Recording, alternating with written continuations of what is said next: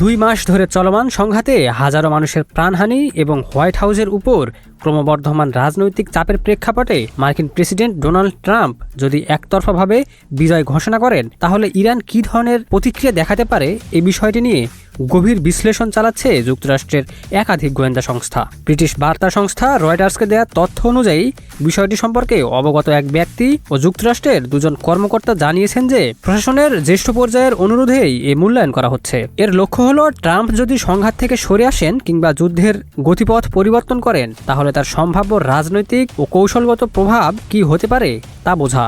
সূত্রগুলো আরও বলছে, যুক্তরাষ্ট্রের কিছু নীতি নির্ধারক ও উপদেষ্টা আশঙ্কা করছেন সংঘাত দীর্ঘায়িত হলে আগামী মধ্যবর্তী নির্বাচনে রিপাবলিকানদের জন্য তা বড় ধরনের রাজনৈতিক ক্ষতির কারণ হতে পারে। তবে এখনও কোনো চূড়ান্ত সিদ্ধান্ত হয়নি। পরিস্থিতি অনুযায়ী ট্রাম্প চাইলেই ইরানের বিরুদ্ধে সামরিক অভিযান আরও জোরদার করার সুযোগও রয়েছে। অন্যদিকে দ্রুত উত্তেজনা প্রশমন করা হলেও তা প্রেসিডেন্টের উপর রাজনৈতিক চাপ কমাতে পারে বলে মনে করা হচ্ছে।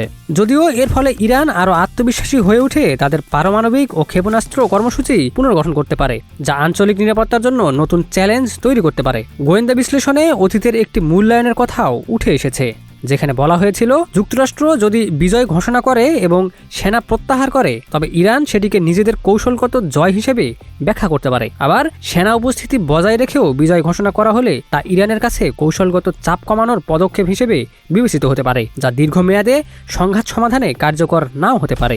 এদিকে এই প্রতিবেদন প্রকাশের পর সিআইএর পক্ষ থেকে জানানো হয়েছে যে এমন কোনো নির্দিষ্ট মূল্যায়ন সম্পর্কে তারা অবগত নয়। একই সঙ্গে ইরান বিষয়ক চলমান কার্যক্রম নিয়ে মন্তব্য করতে অস্বীকৃতি জানিয়েছে সংস্থাটি। ন্যাশনাল ইন্টেলিজেন্স ডিরেক্টরের দপ্তরও এ বিষয়ে কোনো মন্তব্য দেয়নি। হোয়াইট হাউসের পক্ষ থেকে বলা হয়েছে যুক্তরাষ্ট্র ইরানের সঙ্গে যোগাযোগ ও আলোচনার পথ খোলা রেখেছে, তবে কোনো তড়িঘড়ি বা দুর্বল চুক্তিতে তারা যাবে না। প্রশাসনের অবস্থান অনুযায়ী ইরানকে কখনোই পারমাণবিক অস্ত্র অর্জনের সুযোগ দেওয়া হবে না। অন্যদিকে জনমত জরিপে দেখা যাচ্ছে এই সংঘাত যুক্তরাষ্ট্রের অভ্যন্তরে জনপ্রিয় নয়। সাম্প্রতিক এক জরিপে মাত্র 1/4 মানুষ মনে করেন এই সামরিক পদক্ষেপ দেশকে নিরাপদ করেছে। বিশ্লেষকরা আরও বলছেন, হরমুজ প্রণালীর মতো গুরুত্বপূর্ণ জলপথে উত্তেজনা ও সরবরাহ ব্যাঘাত বৈশ্বিক জ্বালানি বাজারেও প্রভাব ফেলছে, যা পরিস্থিতিকে আরও জটিল করে তুলছে।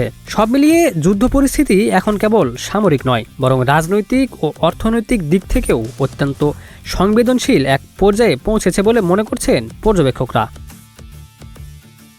Desk report, news flash 71।